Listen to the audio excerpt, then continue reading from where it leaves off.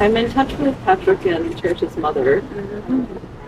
And he's, like I said earlier in the talk, he's still struggling, trying to find work. Still trying to find. He finds short-term jobs, but never like a long-term job. And I think they see his record, and he gets turned away. But I think it's also tough because in the South there's no public transportation, so you have to have a car, and a car is really expensive. He's been stopped by the police multiple times for not having tags or just because he's black. So there are just so many different barriers, and I think he lacks his social support system. I get worried, and I feel like there's, in a way, the book,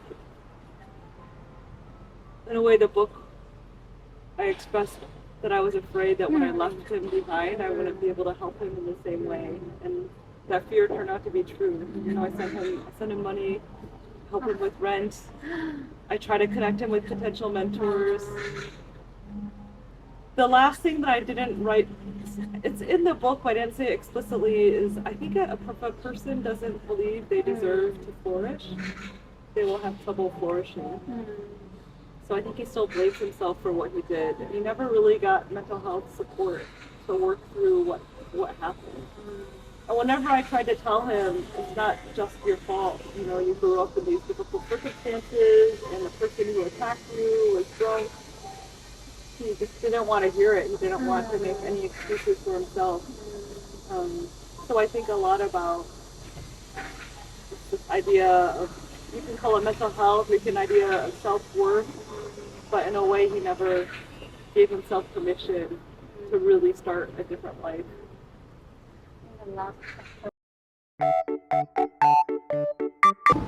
I have a lot. Let me first say, you know, when I wrote the book, I thought I was being too dramatic when I said it's too late. And I never want to say it's too late because there's so many happy stories, like the story I told earlier in the class. As a kid, he got out, he's doing great after 18 years, he ate an orange, he started a new job, he got married. I had a client in prison as a lawyer who also got out, got married, had a baby, he's doing really well. But in Patrick's case,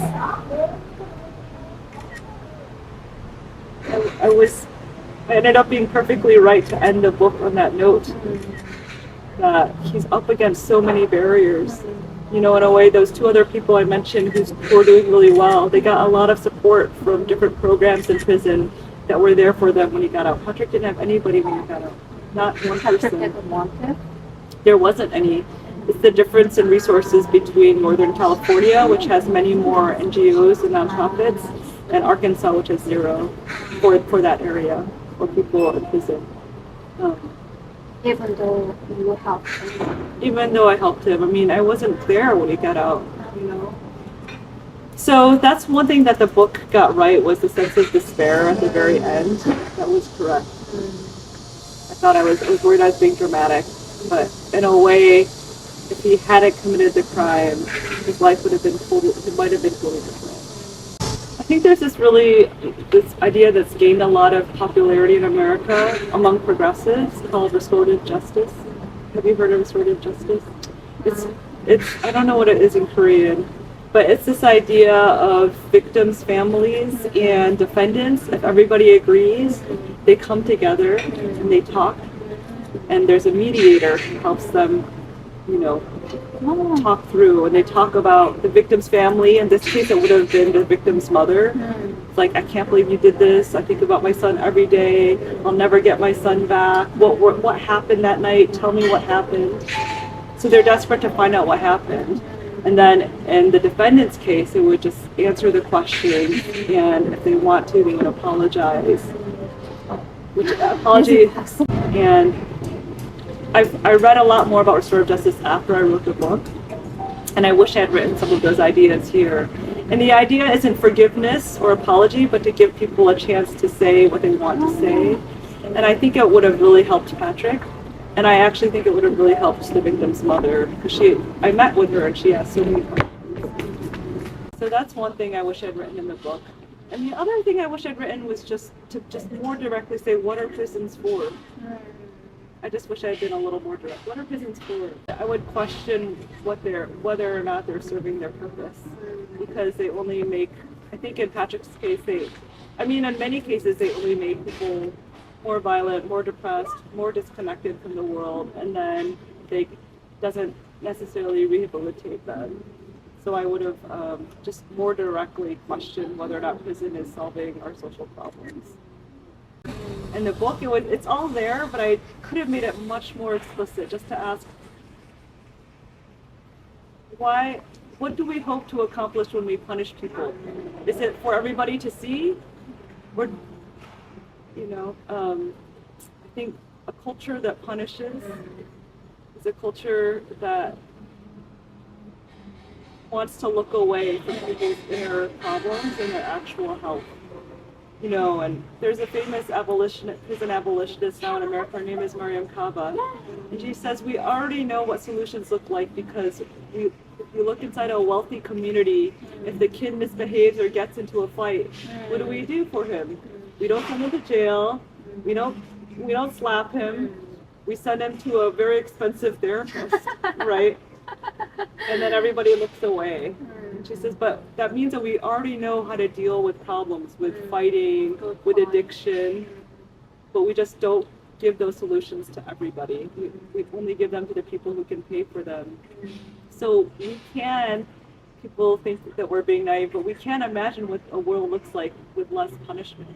We only need to look at wealthy communities to see what they're paying for. And they're paying for psychiatrists, therapists, counseling, and they're not wrong. We just need to let everybody have access to people who are trained to deal with them. Meeting Korean readers, I've met Korean teachers, Korean librarians, Korean students, and I've been touched by how much Korean readers have connected with this book. And I think they've connected for several reasons. One is just the preciousness of a child. Every child is different. Every child has gifts. Some children have gifts with music or art. Others have gifts with science or with connecting and helping other people. And a school and a good environment and a family needs to nurture our difference and say it's good that you're different, rather than forcing them inside the same system and treating us all like we're the same. That's one thing that I love talking about with Korean students and teachers. Another was that when I asked a group of Korean students, do you feel free? And I asked them to raise their hand. And this happened with Taiwanese students too, but not with American students. I said, do you feel free? No, nobody raised their hand. So sad. Nobody raised their hand. And if you're 14 or 12, you should feel free. It's when you're older, when we have to take care of our parents who are getting sick or have little kids or have to pay their rent. That's when there's capitalistic reasons. But how do we become people who live by our values? That's a big question. That's a big question in the book. I'm not somebody I grew up in a family that was able to pay for books and send me to a good public school. So I've had a lot of privileges. So I think a lot about how do I use my privilege?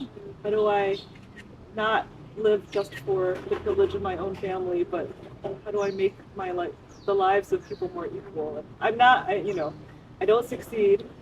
I don't think I live a perfect life. But I think a lot about these choices and questions, because I don't know, I loved being in Korea, just loved meeting different leaders. Thank you. Yeah, can I take a picture with you guys? Ah, sure.